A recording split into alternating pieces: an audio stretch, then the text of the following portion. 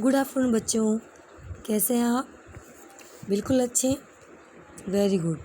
जैसा कि बच्चों अपने स्कूल की तरफ से जो ऑनलाइन क्लासेस आप लोगों को प्रोवाइड की जा रही है, इसमें आपको पता है कि हिंदी व्याकरण में मैं आपकी हिंदी की मैम आपको व्याकरण पढ़ा रही हूँ। हम समास पढ़ चुके हैं, फिर उसके बाद हमने कल से कारक भी शुरू कर दिया, ठीक है ना। तो कारक में हमने जो बच्चों कल हमने उसकी परिभाषा, भेद वगैरह सब लिए थे, ठीक है, इनकी जानकारी ली थी। आज हम उसके जो भेद थे उन एक एक भेद को हम बिल्कुल डिटेल से, बहुत गहराई से एक एक उदाहरण के साथ समझेंगे। उन भेदों की भी परिभाषा उनको भी समझेंगे, ठीक है। तो आप सब तैयार हैं? तो शुरू करूँ मैं। जैसा कि मैंने कहा कि कॉपी पेन लेकर ज़रूर बैठे जब हम व्याकरण पढ़ रहे हैं तो, ठीक है।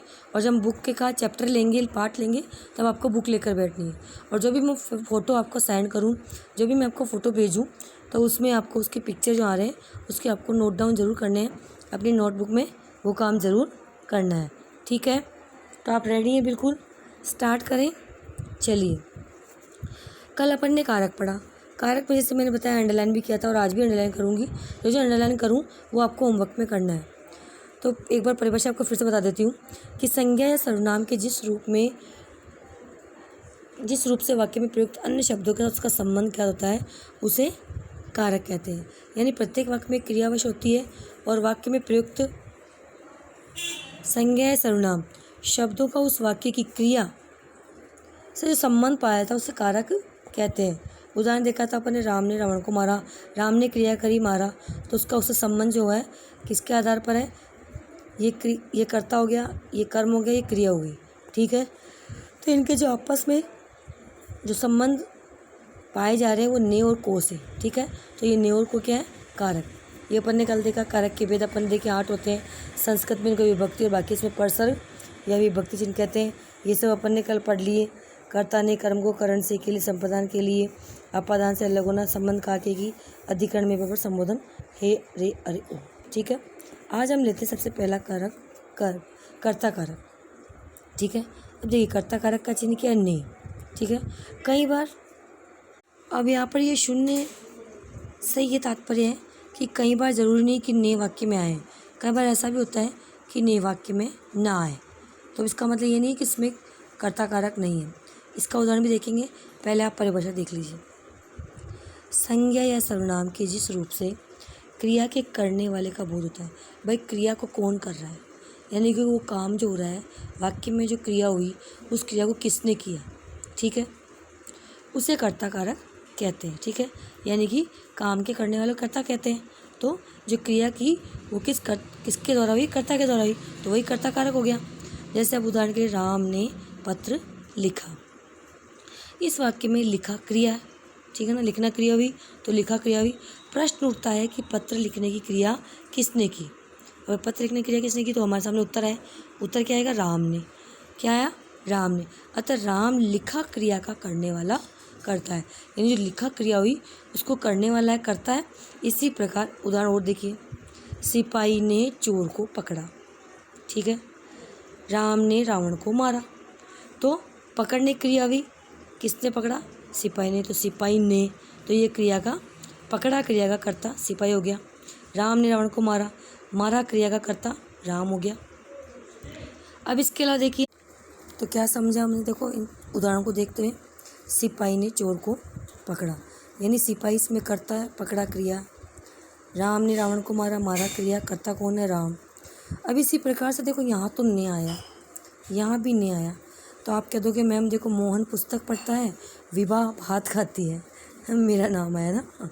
चलिए, पुस्तक, मोहन पुस्तक पढ़ता है, पढ़ता क्रिया हुई, लेकिन इस क्रिया को कर कौन रहा है, मोहन।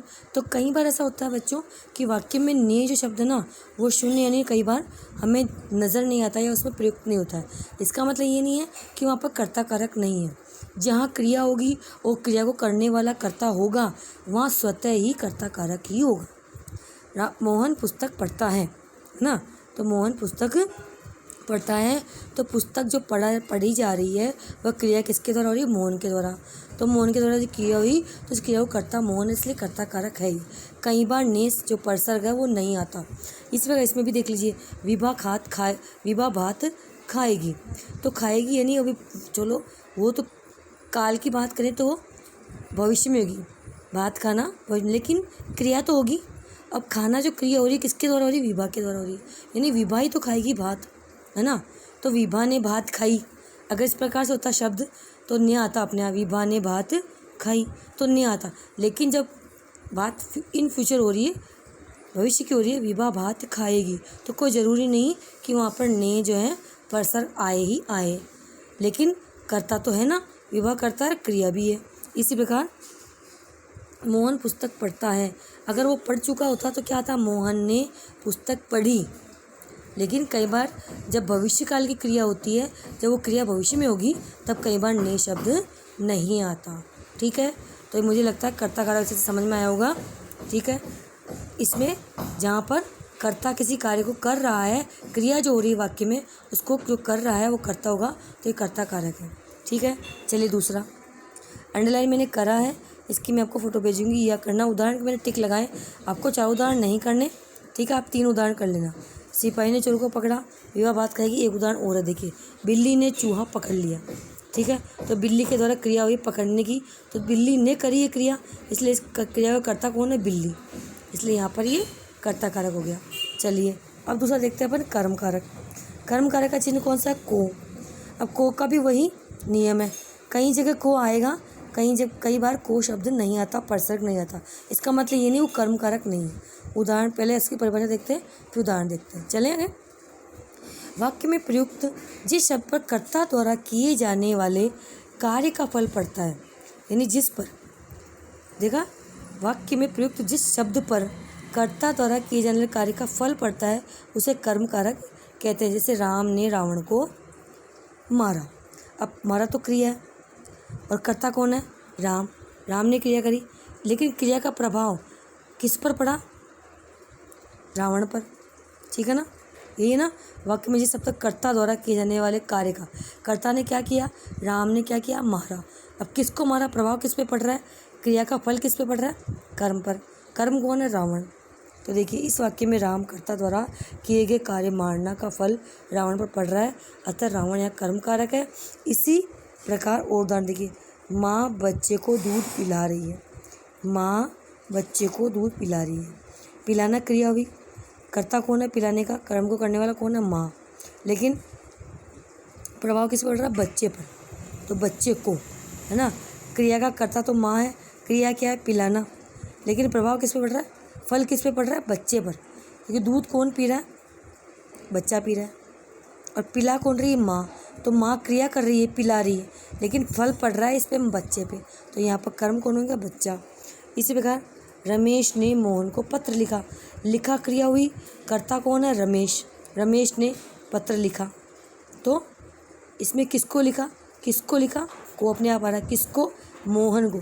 तो पत्र के जो कर्ता द्वारा किया कार्य, उसका फल किस पे पड़ रहा है? मोहन पर, तो मोहन को लिखा गया, इसलिए मोहन पर फल पड़ रहा है।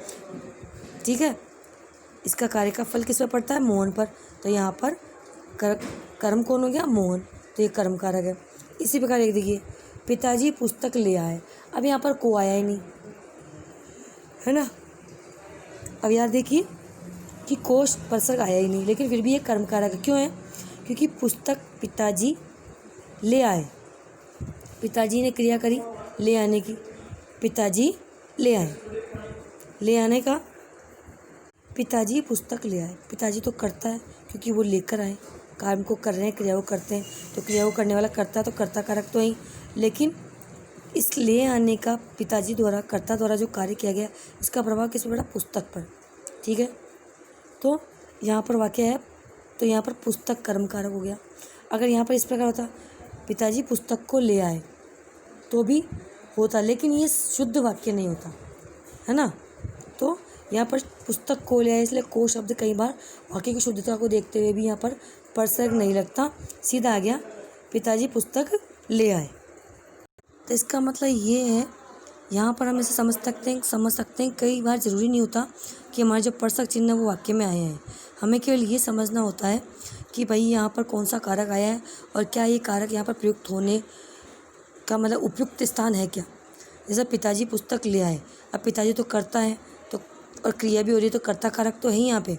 लेकिन कर्म कारक का तरीका ये है कि फल का, क्रिया का फल किस पर पड़ रहा है, यही चीज़ थी ना। जैसा अपन ने पढ़ा था कि भाई वाक्य में प्रयुक्त जिस शब्द कर्ता द्वारा किए जाने वाले कार्य कहें चाहे क्रिया कहें, कार्य का फल पड़ता है, उसे कर्म कारक कहते हैं। अब कार्य क्या हुआ, ले आने का, तो किसके द्वारा लाए गए, पिताजी के द्वारा। कर्ता तो वो है, क्रिया ये है, लेकिन लाए गए क्या, पुस्तक, तो इसलिए कर्म का यानी क्रिया का फल इस पर पड़ रहा है, इसका मतलब यहाँ पर कर्म कारक है। जैसे राजू बाजार गया है, तो राजू का बाजार गया है, क्रिया हो गई, और कौन गया, राजू तो करता है, कार्य को करने वाला करता है, लेकिन गया कहाँ, बाजार, तो क्रिया का फल किस पे पड़ रहा है, बाजार पे, इसका मतलब यहाँ पर कर्म कारक है। ठीक है, एक उदाहरण और देख लो। राम पुस्तक पढ़ता है।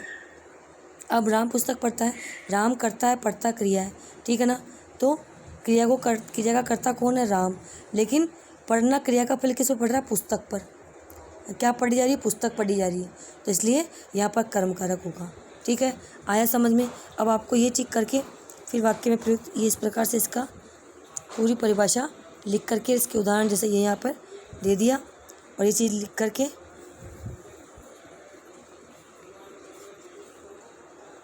इसके एक उदाहरण, माँ बच्चे को दूध पिला रही है, रमेश ने मोहन को पत्र लिखा और पिताजी पुस्तक ले आए। ये 3 उदाहरण आपको लिखने ही लिखने हैं, तीनों में मैंने टिक लगा दिया। ठीक है, अब अगला लेते हैं अपन, तीसरा करण कारक। करण कारक का चिन्ह क्या है, से, के द्वारा, या तो से होगा या किसी कार्य के द्वारा।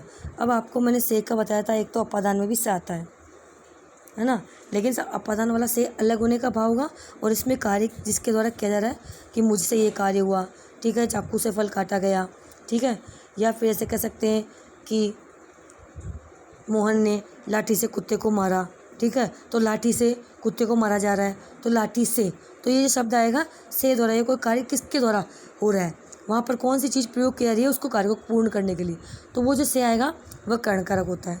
अब इसकी पहले परिभाषा देखिए, वाक्य में प्रयुक्त कर्ता जिसकी सहायता से क्रिया करता है। आ गई बात कि वाक्य में प्रयुक्त कर्ता जो करता है वो किसकी सहायता से क्या करता है, उसे करण कारक कहते हैं। जैसे राम ने कलम से पत्र लिखा। अब राम ने, देखो इसमें कारक तो कर्ता भी है, राम ने तो कर्ता कारक आ गया, है ना।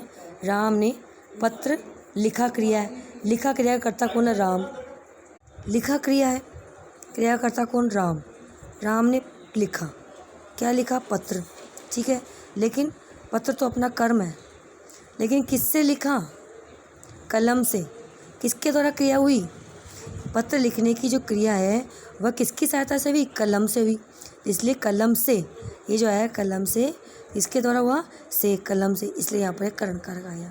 आए समझ में, राम ने कर्ता कारक, लिखा क्रिया, पत्र कर्म, क्या लिखा भाई, पत्र लिखा, लिखने का कार्य किसका, पत्र को हुआ, तो एक कर्म कारक, ठीक है, लेकिन कलम से लिखा जिसके सहायता से क्रिया हुई वह आपका करण कारक हो गया, तो कलम से लिखा गया तो ये करण कारक है। उदाहरण और देख लेते हैं अपन, जैसे जिसकी सहायता से पत्र लिखा, कलम की सहायता से, अतः यहाँ कलम लिखने का साधन है, अस्तु कलम करण कारक है।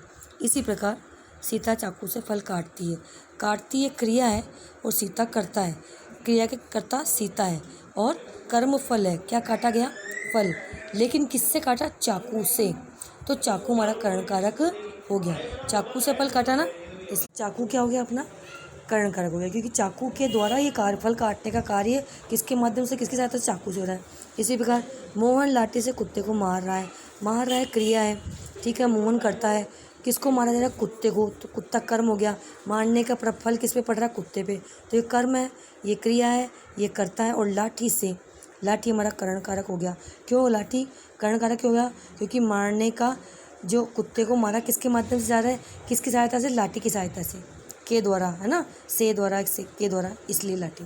ठीक है, एक उदाहरण देखिए, राजेश गेंद से खेल रहा है, क्रिया हो रही है किसके माध्यम से, गेंद से। इसी प्रकार मैं बस के द्वारा जयपुर, अब द्वारा शब्द अपने आप आ गया, कई बार से आता है, कई बार द्वारा, इसलिए 3 उदाहरण आप करना। रमेश ने डंडे से बिल्ली को भगाया, भगाना क्रिया हुई, किसको भगाया, बिल्ली को, तो कर्म क्या हो गई, बिल्ली, कर्ता कौन है, रमेश भगा रहा है, क्रिया कौन कर रहा है, रमेश, इसलिए कर्ता रमेश है, रमेश ने बिल्ली को, तो को आया, कर्ता ने कर्म को भगाया, क्रिया कर्म, और किससे भगाने की जो क्रिया हो किसकी सहायता से हुई, डंडे से हुई, इसलिए डंडे से, तो डंडा आपने यहाँ पे क्या हो गया, करण कारक हो गया। ठीक है, तो आया समझ में। आज अपन ने 3 पढ़े, तीनों आपके एक बार समझ में आना चाहिए। अपन ने पहले पढ़ा कर्ता कारक, इसमें ने आता कोई अवश्य जरूरी नहीं कि ने परसर्ग आए वाक्य में। फिर अपन ने पढ़ा कर्म कारक, कर्म में को आएगा, यानी कर्ता को करने वाला, क्रिया को करने वाला कर्ता कहलाता। तो कर्ता, जहाँ क्रिया को कर्ता कर रहा है तो वहाँ पर कर्ता कारक हो गया। जहाँ पर क्रिया का, कर्ता द्वारा किए जाने वाली क्रिया का फल किस पे पड़ रहा है, कर्म पर, तो वह कर्म कारक हो गया। और जहाँ पर क्रिया कर्ता द्वारा की जा रही है लेकिन किस माध्यम से की जा रही है, किसके साथ से की जा रही है, वहाँ आपका करण कारक आ गया। ठीक है, तो मुझे आशा है आपको ये आज का जो तीनों के तीनों भेद जो अपने पढ़े वो आपको से समझ में आए होंगे। और जो मैंने इनकी अंडरलाइन करी है वो आपको इनको करने हैं, और जिस पर टिक लगाए हैं वो टिक के तौर पर आपको उदाहरण के तौर पर अपनी नोटबुक में कर लेना है। ठीक है, धन्यवाद।